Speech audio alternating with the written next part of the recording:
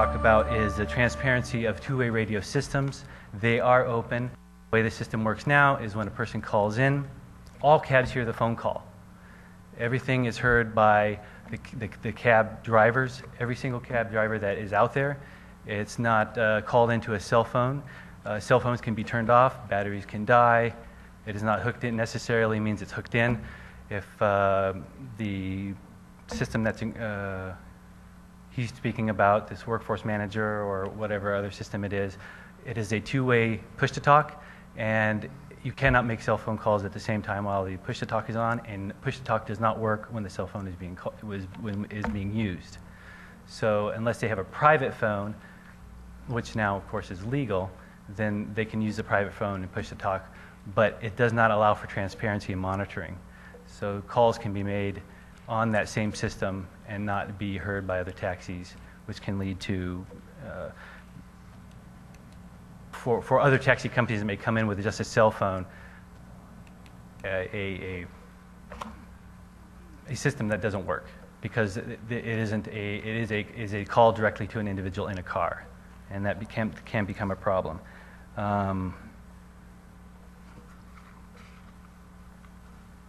Yes, basically, I think I've covered everything here. But that is our concern about changing the ordinance, that it does open up for inexpensive taxi companies to start with low overhead costs to get in and inundate Roseburg. And to answer the question, I believe that's been raised, is Roseburg probably after 20 years of this can't really afford another taxi company. I think that's the time. Support two taxi companies. Thank you. Okay, thanks. Alrighty, do we have enough information to discuss it and vote? Everybody feel you're okay, or do you have questions? I had just a couple of quick questions. Sheila, how is that letter from Dave Spanai very long? Is it something we could? Because I just want to know exactly what he said. I'll be happy to read it if you'd like for me to. Okay. Basically says to the City Council, taxi service in Roseburg, today's date. In my service as a liquor inspector, I have many discussions with bar owners and bar security personnel about the problem of their patrons driving home after consuming alcohol in their establishments. All of these people recognize that driving while intoxicated is a problem. Most of the bar owners I have spoken to tell me they attempt to provide alternative transportation home rather than allowing an intoxicated person to drive on their own. I have asked many times why a taxi is not called for the patron. I am told that many times a cab is called, but the cab company is so busy that the response time becomes too long and the patron often just leaves on their own. This is not the fault of the current cab company. The situation on Friday and Saturday nights, with more people needing the cab service, makes meeting the increased demand difficult. Professionally, I would like to see more opportunities for citizens who have been drinking to find a safe ride home without trying to drive themselves. From this perspective, I see additional cab service as a reasonable solution. Written by Dave Spanai, District OLCC Inspector. And then did I hear, Augie, I guess, did I hear you say that you're planning, if this is approved, to install meters in addition to the GPS? Because the subject was so confused and both subjects has been attached together, to get the subject of GPS and meter out of the agenda and concentrate on the radio and the two-way radio on the cell phone, I am willing to put taxi meters and GPS systems.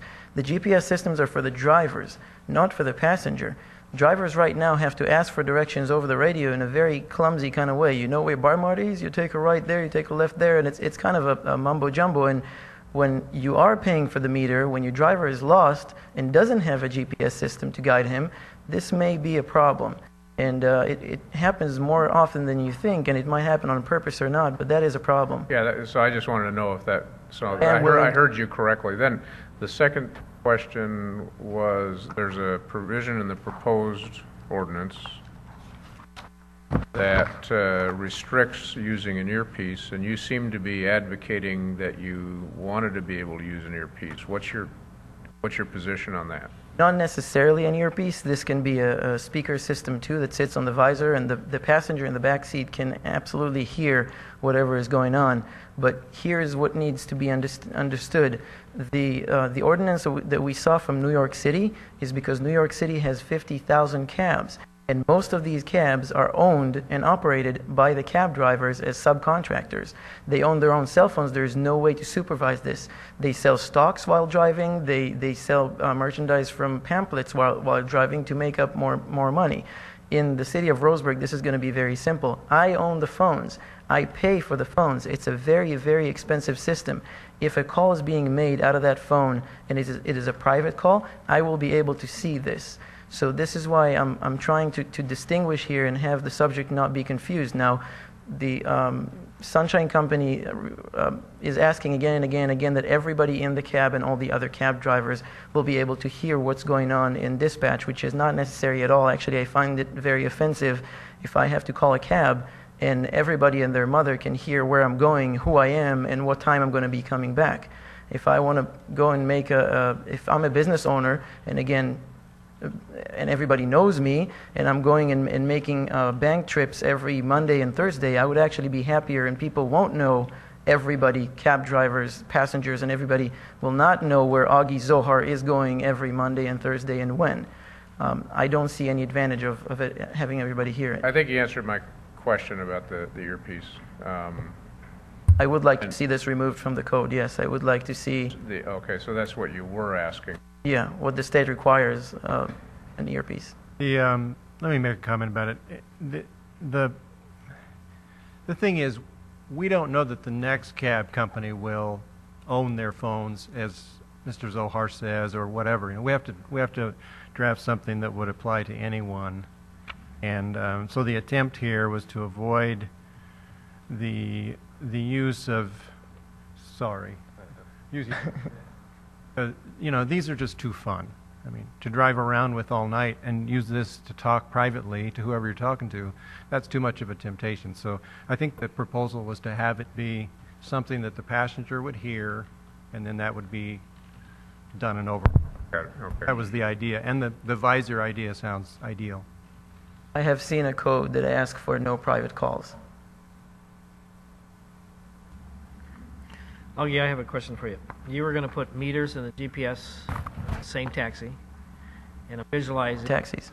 What's that? In all my taxis. Okay, and I'm visualizing the customer gets in, your GPS says $5, meter's going around, and it either says less than 5 or more than 5.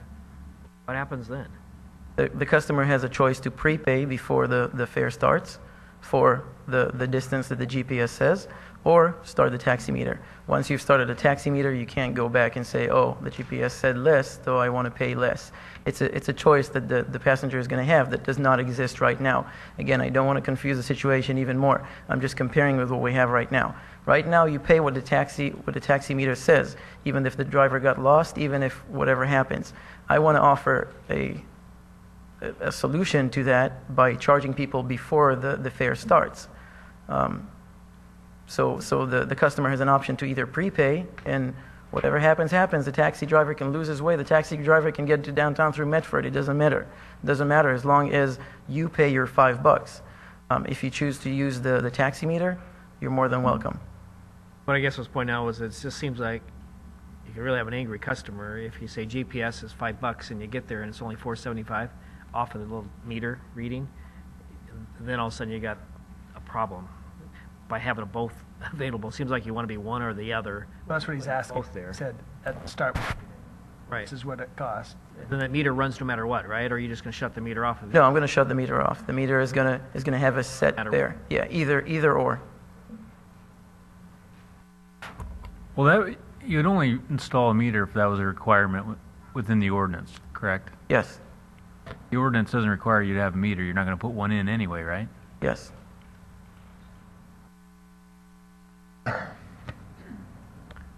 Okay, hey, thanks for answering the questions.